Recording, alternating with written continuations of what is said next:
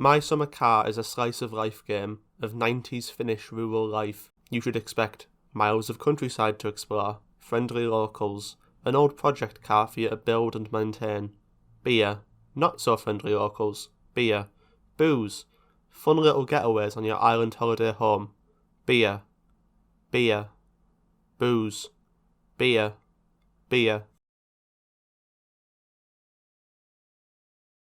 Your first act in this game is to be born. It is then to spend an inordinate amount of time watching this cutscene before realising you have to press a button to continue. Immediately, I get an achievement for being a Sigma and playing on permadeath mode. It's totally not because I didn't know there was any other option. I get lost on my way out of the house, not realising I looked at what is pretty obviously the front door more than once. I open the fridge and can't quite figure out how to shut it again, so I don't. Responsible.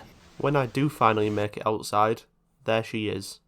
The namesake of the game.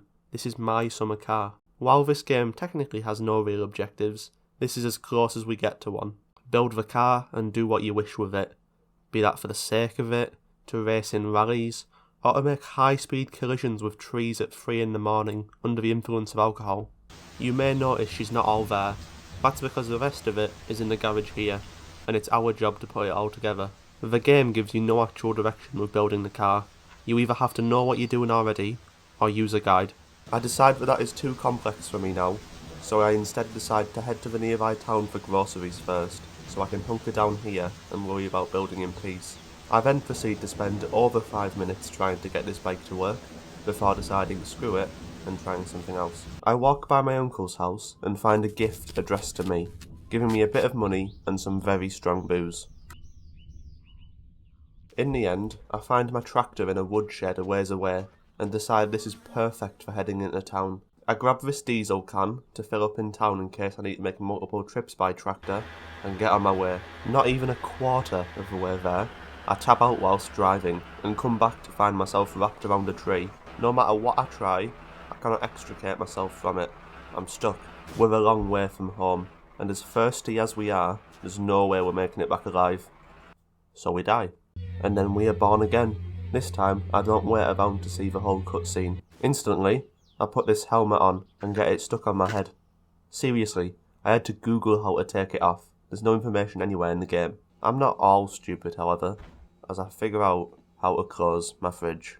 This time, I'm not wasting my life away, driving all the way around to the town in a bloody tractor. We're taking a shortcut across the lake in my boat. I head down to the dock, cursing like a true Finn all the way to keep my stress low.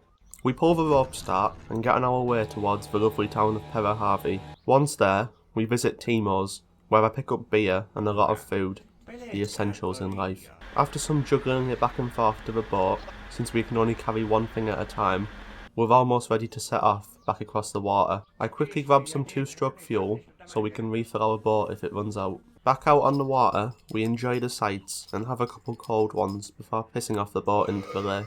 Once back at the dock, I leave the beers on the boat for if we make any more excursions, and run the sausages and macaroni up to the house so I can put them in the fridge before they go off. There's only one thing left to do, getting this car jacked up so I can get to work on it. After successfully lifting it, I unlift it and try to push the car into the garage, which was a massive mistake. After lots and lots of finagling and getting the car stuck, I decide to just give up and push it back outside. Finally, we get our first part installed, the subframe. I don't get much more done before it's too dark to keep working, so I get ready to go to bed. On the way, I save the game, which you do by going for a dump. However, doing so skips about an hour and a half into the future, so when I'm done, it's completely pitch black in the house. I wander around in the dark for a while, before managing to turn on the TV, which provides a tiny amount of light. I wander into what I think is a bedroom, but I can't seem to find the bed, and I'd be better off looking for a needle in a haystack than trying to find that light switch on this room. This isn't like real life where you can just run your hand across the wall and find it. I have to be pinpoint accurate with where I look, because the switch itself is tiny. I do, after much stumbling around blindly, eventually find it, and just as I thought, this is indeed a bedroom. However, being the Alpha Chad based Finn we are, we cannot even touch a bed with flowers on it, never mind sleep in one. Guess I'll have to go find my own bed. With a bit more of a frame of reference, it should be a lot easier to find my own room, and I do find it quite quickly. With that ordeal over, I can sleep the night away and get back to building that car. So off I go. I completely finish the front and back suspensions and the steering system, and the only thing left before I can move it into the garage is the wheels, which I don't have. As it turns out, I was meant to go and steal some from an abandoned mansion to the north, but I didn't read the guide very well, so I didn't. So, I head over to my uncle's to grab the tractor, and on the way, realise I hadn't picked up my present from him this life. I grabbed the money, and then accidentally drank the booze he left me. Well, that's what I tell the wife and kids anyway.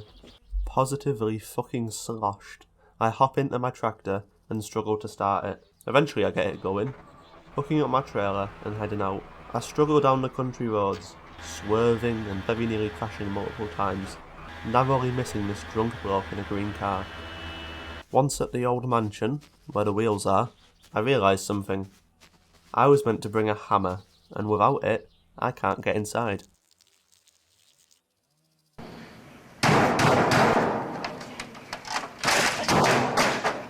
My rage in this moment was great enough to apparently completely destroy audio on the recording, so enjoy my own little in-house foley. Swerving home, I managed to drive straight into a pole at full speed, fortunately somehow damaging neither myself or the pole. I dump my still running tractor outside my uncle's house and stumble up to my own. Once there, I drink myself into a haze in a fit of pure man-baby tantrum, suffering-fueled, alcohol-aided rage. After cleaning out half a crate of beer, I black out and wake up where else but in the drunk man's green car I narrowly missed earlier. Naturally, my first instinct is to flip him off, which causes him to put his foot to the floor. Not a great idea, even when you're sober. He keeps it stable for a surprisingly long time before hitting a bump too fast, sending us airborne before we